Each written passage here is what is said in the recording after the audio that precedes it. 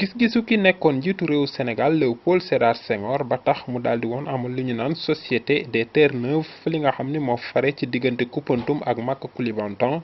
loolu nag tax askan wi ci bis bi nga xam ne ñu ngi doon amal lépp lu jëm ci wàllu aada ak cosaan jagleel ko les terres neuves ci Mereto ñu daldi nag wane seen mbégte di xam ne ni loolu amoon na solo lool. parce que nit ki bu fekkee da nga am looy def nga tuddee ko un homme de développement boo xam ne def na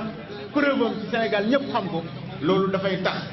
xale yi nga xam ne ñoo nekk nii nekk ay élèves dinañ ci inspiré wu pour xam ni liggéey rek moo am solo sans effort il n'y a pas de construction possible loolu lu am solo la yéen xale yi ngeen déglu ko. bëgguñu boole ko ëllëg ci agenda culturel bu nekk Sénégal nga xam ni chaque année dañuy wax 72 heures yi nekk des terres neuves nit ñi dañ fay dem bu boobaa ñaan nañ édition yi di ñëw incha allah un ministre de la république ñëw taxaw fii fekke ko ubbi ko.